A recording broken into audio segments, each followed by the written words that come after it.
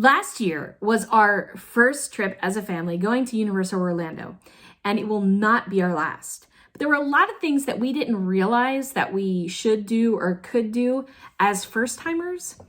And well, we didn't know we were first timers. So here are 5 tips. If you are a first timer like me, here are 5 tips that I'm going to give you to help you have an incredible first visit.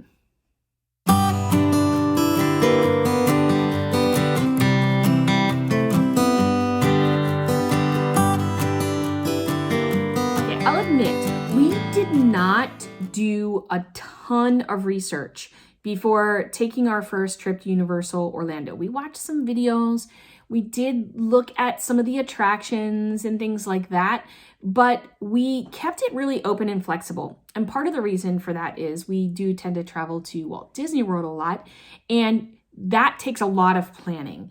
And we really didn't want to have to plan this entire trip. So we kind of let things happen as they would. And honestly, that was fine. That was perfect for this trip. Letting things just happen really worked out well at Universal. But if I had to give some tips for our first timers, this is what they would be. Number 1, go for 3 or 4 days. Now, a lot of people say you can do everything you need to do at both Universal Orlando and Islands of Adventure in 2 days, which is true. But if it's your first time, my advice is just kind of don't try to pack everything in, because we took the first day as a check-in day to the hotel.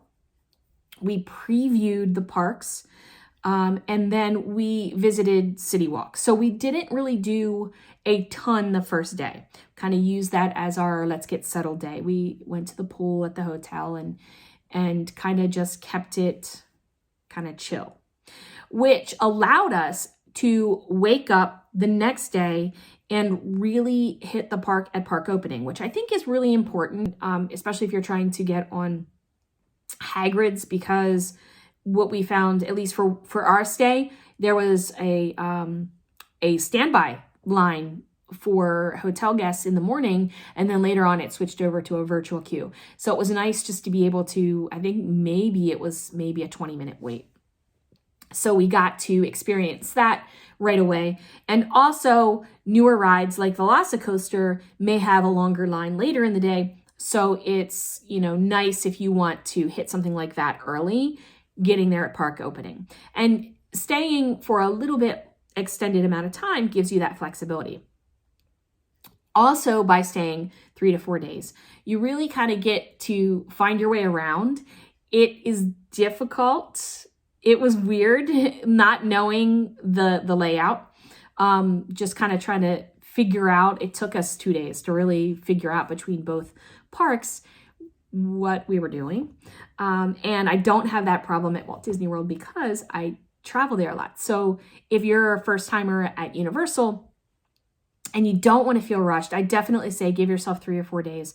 That's plenty of time. The second day we did Islands of Adventure. The third day we did Universal Orlando.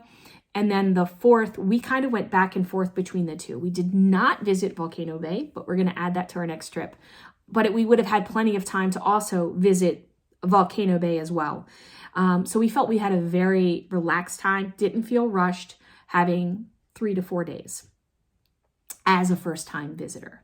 Number 2, stay at one of their deluxe hotels. They have 3 deluxe hotels, and we stayed at Loews Royal Pacific, which I really enjoyed. And there's a lot of benefits to staying there. It is a little bit pricier, so you might have to weigh those benefits as a first-time visitor. But the big benefit was, 1, we could walk to the parks. It was maybe a 10-minute walk. It was very, very nice walk. And the second thing was we had Express Pass, which allowed us into most attractions by using like an express lane where we didn't have to wait in standby. And we literally got to do things over and over and over again because it was not, there was not a wait. And we went in the summer. We went in July. So that Express Pass really, really helped us. And we got that included with our stay by staying at a deluxe hotel. So that was definitely a big benefit for a first timer, because we didn't have to miss anything by waiting in line all day. We really got to see everything we wanted to see. Number 3, make dining reservations. We learned the hard way the first day at City Walk, and where we were not able to dine any place. we finally found a sandwich place, and I forgot the name of it, but we found a sandwich place that we could grab something, but we waited in a line for about 30 minutes for that. And what we didn't realize is walk-up reservations were really hard to get. And I don't know if it just was that night or that's all the time, but definitely make dining reservations ahead of time. So we ended up making reservations for a few days later at Margaritaville, and I just went to the Margaritaville website and used and made a reservation on the app.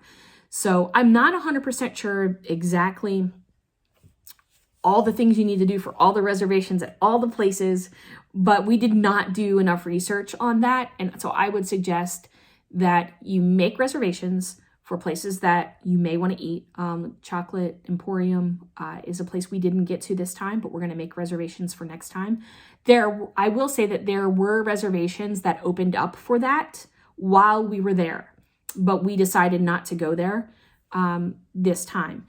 So make reservations, and some places you can make within a day or two, or even that evening. You just have to check, but definitely don't try to walk up to restaurants and expect to get a reservation, because we found that that's not necessarily the case.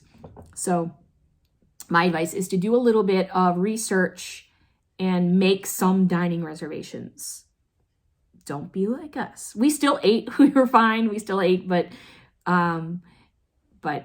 we could have been disappointed if there was something we wanted to eat and we didn't get to. So do some research. Number 4, and I'll say this about any park, anytime, any stay, is to take a break at the hotel midday to swim.